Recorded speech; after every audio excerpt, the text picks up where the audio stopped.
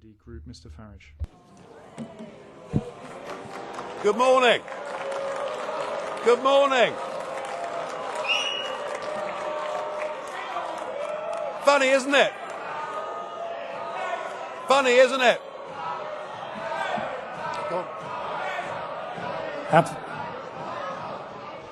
Thank you very much for that very warm welcome. How things have changed. Just a second, Mr. Farage. Ladies and gentlemen, one major quality of democracy is that you listen to those, even if you don't share their opinion. Well, thank you, Mr. Schulz. Isn't it funny? You know, when I came here 17 years ago, and I said that I wanted to lead a campaign to get Britain to leave the European Union, you all laughed at me. Well, I have to say, you're not laughing now, are you? And the reason you're so upset, the reason you're so angry, has been perfectly clear from all the angry exchanges this morning.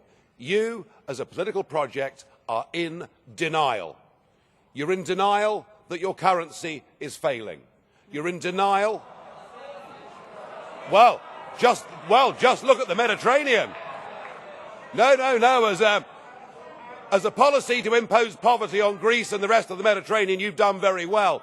And you're in denial over Mrs. Merkel's call last year for as many people as possible to cross the Mediterranean into the European Union has led to massive divisions between countries and within countries. But the biggest problem you've got, and the main reason the United Kingdom voted the way that it did, is you have, by stealth, by deception, without ever telling the truth to the British or the rest of the peoples of Europe, you have imposed upon them a political union.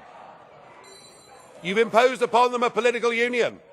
And when the people in 2005 in the Netherlands and France voted against that political union, when they rejected the Constitution, you simply ignored them and brought the Lisbon Treaty in through the back door.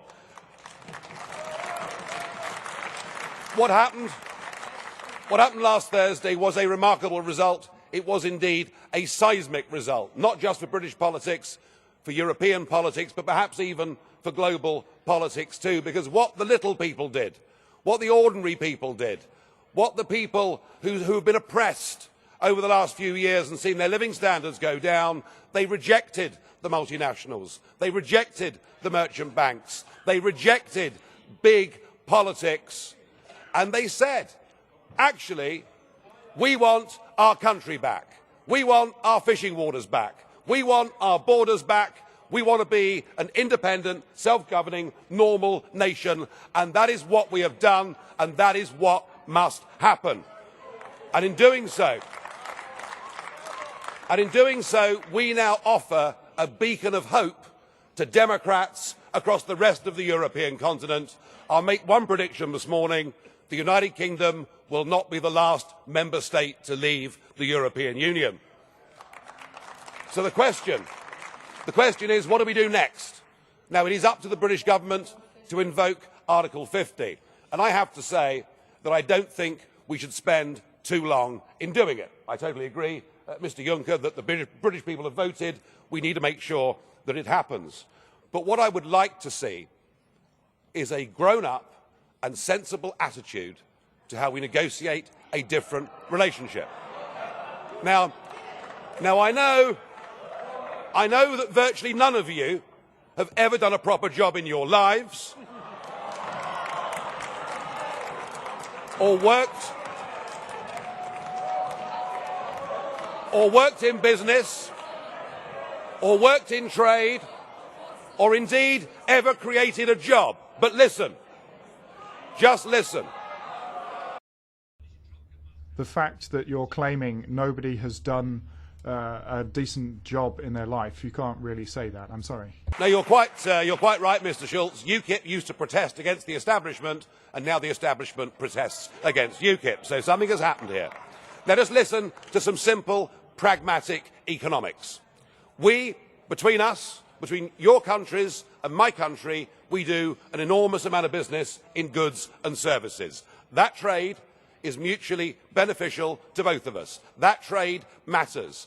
If you were to decide to cut off your noses, to spite your faces, and to reject any idea of a sensible trade deal, the consequences would be far worse for you than it would be for us. And even no deal is better for the United Kingdom than the current rotten deal that we've got. But if we were to move to a position where tariffs were reintroduced on products like motor cars, then hundreds of thousands of German workers would risk losing their jobs. So why don't we just be pragmatic, sensible, grown up, realistic, and let's cut between us a sensible tariff-free deal, and thereafter recognise that the United Kingdom will be your friend, that we will trade with you, we will cooperate with you, we will be your best friends in the world. But do that, do it sensibly, and allow us to go off and pursue our global ambitions and future. Thank you.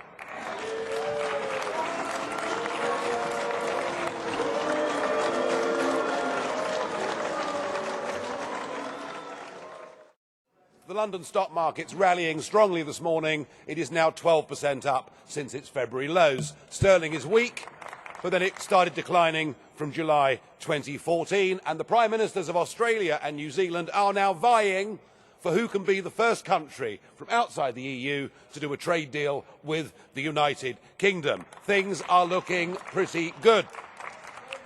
The only upheaval is political upheaval, where we've seen a Prime Minister resign, and indeed the British Commissioner, Lord Hill, resign. They've both done so, I think, for the right reasons. You never know, we may be getting rid of a Labour Party leader as well. But upheavals in politics can actually be a very healthy and a very good thing. And I got into politics because our political class in Britain led us towards a European political project. So if that result last week sweeps a few of them away, so be it. But I am looking forward next year to celebrating our Independence Day on June the 23rd.